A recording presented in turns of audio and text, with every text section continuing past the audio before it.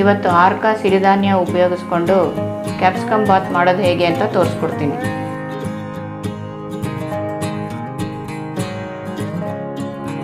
ಇದುವರೆಗೂ ನಮ್ಮ ಚಾನಲ್ನ ಸಬ್ಸ್ಕ್ರೈಬ್ ಮಾಡದೇ ಇದ್ದರೆ ಸಬ್ಸ್ಕ್ರೈಬ್ ಮಾಡಿಕೊಳ್ಳಿ.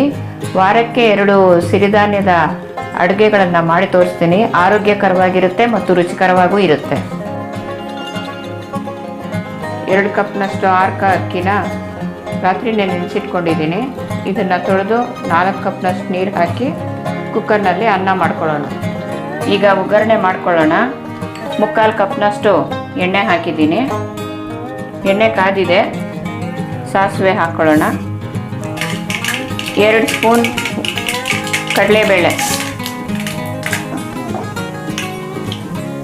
2 ಸ್ಪೂನ್ ಉದ್ದಿನಬೇಳೆ, ಕರಿಬೇವಿನ ಸೊಪ್ಪು, 2 ಮೀಡಿಯಮ್ ಸೈಜ್ ಕ್ಯಾಪ್ಸಿಕಮ್ ಹೆಚ್ಚಿರೋದು,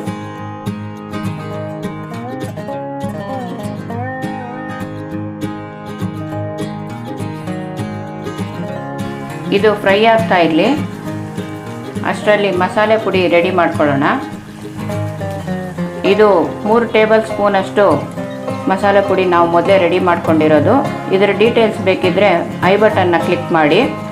ಇದ್ರ ಜೊತೆಗೆ ಅರ್ಧ ಕಪ್ನಷ್ಟು ಒಣಕೊಬ್ಬರಿ, ಎರಡನ್ನೂ ಮಿಕ್ಸಿ ಜಾರ್ಗೆ ಹಾಕಿ ತರಿತರಿಯಾಗಿ ಪೌಡ್ರ್ ಮಾಡ್ಕೊಳ್ಳೋಣ. ಇದು ಫ್ರೈ ಆಗ್ತಾ ಇದೆ. ಇದ್ರ ಜೊತೆಗೆ ಅರ್ಧ ಕಪ್ನಷ್ಟು ಬೇಯಿಸಿರೋ ಬಟಾಣಿ,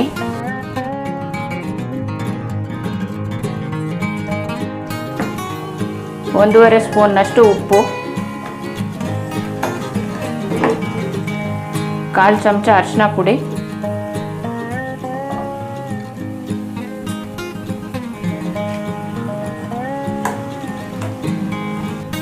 ನಾವು ರೆಡಿ ಮಾಡ್ಕೊಂಡಿರೋ ಮಸಾಲೆ ಪುಡಿ,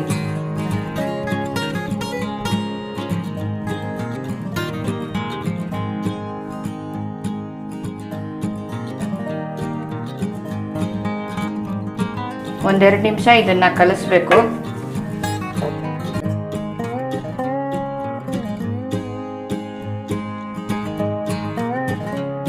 ಈಗ ಇದು ಆಗಿದೆ.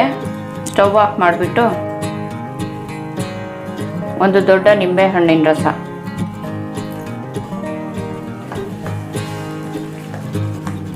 ಇವಾಗ ತಣ್ಣಗಾಗಿರೋ ಅನ್ನಕ್ಕೆ ಈ ಒಗ್ಗರಣೆ ಹಾಕಿ ಕಲಸೋಣ.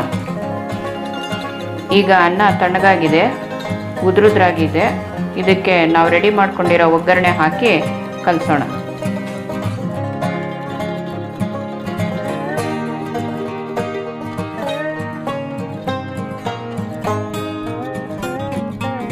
ಈಗ ರುಚಿಕರವಾದ ಆರ್ಕ ಕ್ಯಾಪ್ಸಿಕಮ್ ಬಾತ್ ರೆಡಿಯಾಗಿದೆ.